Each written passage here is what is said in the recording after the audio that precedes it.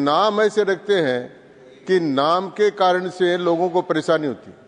जैसे इस बिल का नाम शांति बिल रखा, पहले नारी शक्ति बंधन बिल आया तो उसका नाम लिखा, अब शिक्षा अधिष्ठान का नाम रखा, तो ये नाम रखा।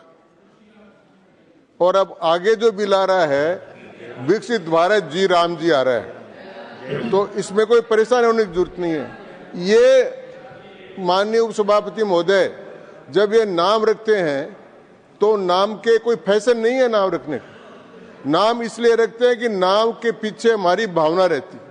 जैसे इस बिल का नाम शांति रखा, तो शांति का मतलब सबसे पहले भारत ने जब ये परमाणु रिएक्टर शुरू किए तो होमी जहांगीर बाबा ने कहा था कि हम इसको शांति के काम में लेंगे परमाणु ऊर्जा। तो शांति का इतिहास, फिर हमारा इतिहास शांति का है। हम कहते ओम द्यो शांतिर अंतरिक्ष शांतिर आपय शांतिर औषधय शांतिर वनस्पतिर शांतिर शांतिरेव शांतिर सामा शांतिर। ये जो शांति है ये हमारे संस्कृति से आती है, इसलिए इसका नाम शांति रखा। अब जब हमने नारी शक्ति बंधन रखा, उसका भी इसका नारी शक्ति बंधन इसलिए रखा कि भारत की जो नारियां हुई है, गार्गी से लेकर मैत्री से लेकर अहिल्या से लेकर द्रौपदी से लेकर सीता से लेकर रानी लक्ष्मीबाई से लेकर, ये सब नारियां जो हुई है, इन नारियों के प्रति सम्मान पैदा करने के लिए नारी शक्ति अधिनियम बिल नाम रखते हैं। तो ये सारे नाम रखते हैं। जैसे कर्तव्य पथ नाम रखा, तो इसलिए कि प्रधानमंत्री कर्तव्य पथ पर चलते हैं और आप सब लोगों को भी कर्तव्य पथ पर चलने के लिए कहते हैं, इसलिए ये काम नाम रखा। हाँ, मैं बोल रहा हूँ।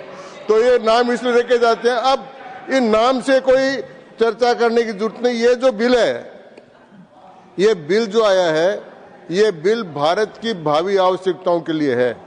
और मैं आपसे निवेदन करना चाहता हूँ कि ये प्रधानमंत्री जी हमारे जो है ना, वो त्रिकालदर्शी हैं, 3 काल देखते हैं। आपने तो देखा था भूतकाल कि 1948 से लेकर आप तक आपने क्या किया, और हम देख रहे हैं वर्तमान, और ये बिल है वो देख रहा है भविष्य काल। इसलिए ये त्रिकालदर्शी बिल है। इसका ये नाम ये भी हो सकता है त्रिकालदर्शी बिल। अब मैं आपको निवेदन ये करना चाहता हूं कि हम जो ये कहना कि केवल ये विद्युत उत्पादन के लिए है, उसके लिए है, वास्तव में आज की भारत की आवश्यकता है। भारत को जब 2047 तक एक विकसित राष्ट्र बनना है तो ऊर्जा में आत्मनिर्भर बनना है। ऊर्जा संरक्षण हमारी आज की सबसे बड़ी आवश्यकता है और ऊर्जा उत्पादन भी हमारी सबसे बड़ी आवश्यकता है। सारी बातों की चर्चा हुई है सभापति महोदय। 2030 तक 500 गीगावाट गैर जीवाश्म विद्युत हमको पैदा करना है। अभी 240 तक माननीय प्रधानमंत्री 270 तक भारत को लेकर गए हैं। 2070 तक नेट जीरो करना है। ये सारे लक्ष्यों की प्राप्ति करनी है और 100 गीगावाट बिजली न्यूक्लियर से हमको प्राप्त करनी है, ये 2047 तक। इसका जब ये लक्ष्य है तो इस लक्ष्य की पूर्ति के लिए हमको काम करना पड़ेगा। आज हमारी जो विद्युत उत्पादन हो रहा है उसमें 55 से लेकर 73% तक तापीय बिजली कोयले से होता है। अरे कोयला हमारे यहाँ पैदा होता ही है, लेकिन आयात भी करना पड़ता है। इससे कार्बन की काफी निकलता है। ये सारा काम होता है और वो महंगा भी होता है और इसकी ढुलाई भी महंगी पड़ती है। फिर दूसरी जो ऊर्जा है वो मैंने देखी है, नवीकरणीय जो ऊर्जा है वो सोलर एनर्जी का है। सोलर एनर्जी राजस्थान में बहुत हुआ है, बहुत पार्क लगे सोलर के, लेकिन सोलर एनर्जी में जितनी जमीन जाती है नीचे, वो जमीन बहुत जाती है। और दूसरा उसका एक कारण हो रहता है कि वो बरसात के समय में और रात के समय में वो पैदा नहीं होती, इसलिए उसकी निरंतरता नहीं रहती है। उसी प्रकार से विंड एनर्जी है, तो विंड एनर्जी में भी जब काम करते हैं तो विंड एनर्जी भी हमारी हवा चले हवा नहीं चले ये काम करती रहती है। तो इसलिए इन सारी जो है इनमें सातत्यता नहीं है, लेकिन इसका जो लोड बेस है परमाणु ऊर्जा का वो 24 4x7 है, लगातार है और 60 वर्ष तक लगातार दे सकती है। इसलिए इस प्रकार की ऊर्जा हमको आवश्यक है, इसलिए इसको विदेश के लिए खोलना पड़ता है। मैं प्रधानमंत्री जी को धन्यवाद दूंगा उनके ऐतिहासिक निर्णयों के लिए। उन्होंने स्पेस को खोला और अब परमाणु को भी खोल रहे हैं, इस ऊर्जा को भी खोल रहे हैं। ये काम कर रहे हैं। जब हम कर रहे हैं तो हम एक लक्ष्य को लेकर कर रहे हैं कि 2047 तक भारत को आत्मनिर्भर बनाना है। तो आत्मनिर्भर भारत के आज तक कोई भी योजना अभी सारी बात की साहब, मैं एक बार याद दिलाना चाहता हूं। उन्होंने कहा साहब 48 में ये हुआ, 62 में ये बिल आया, 66 में ये हुआ, सारे वैज्ञानिकों का भी नाम लिया, उनको मैं धन्यवाद देना चाहता हूं। लेकिन रिजल्ट क्या आया? कुल विद्युत उत्पादन का 3% है, 8 गीगावाट। खोदा पहाड़, इतने बरसते को निकली चुया। अब वो चुया नहीं, अब हमको बहुत बड़ा काम करना, 100 गीगावाट निकालनी है। इसलिए एफडीआई के अंदर टोटल इन्वेस्टमेंट की छूट देना उसकी बात है। फिर वो कहे कि साहब इससे सुरक्षा में क्या होगा, वो सारा क्या होगा। ये सारा बिल ऐसा है कि इस बिल ने सब चीजों के लिए खोला है।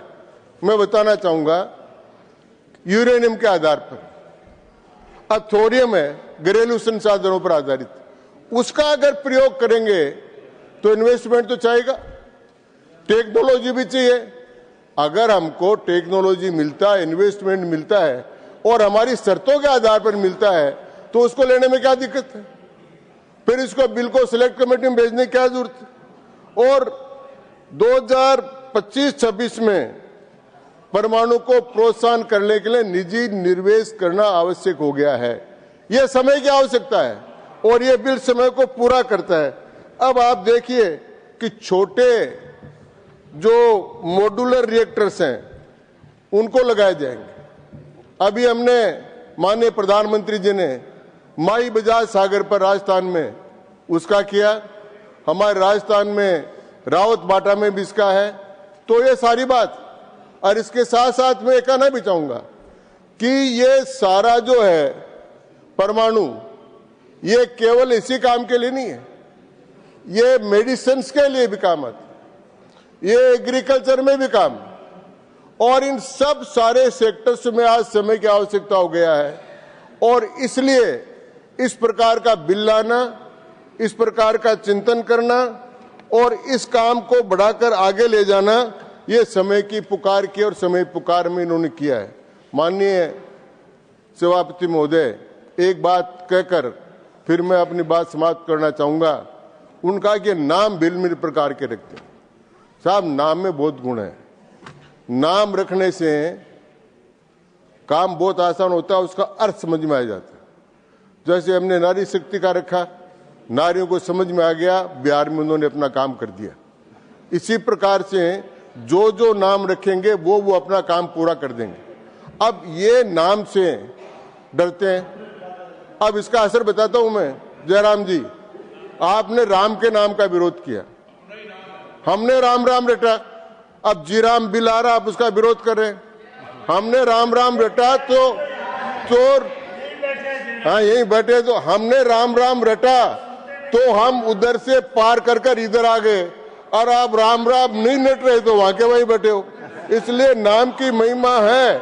नाम अजामिल से खलकोटी, अपार नदी बूढ़ काडे, जो सुमरे गिर मेरु सिलाकत होत अजाकुर भारती बाटे।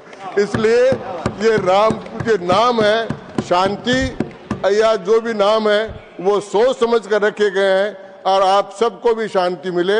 इसलिए ओम शांति शांति शांति। धन्यवाद।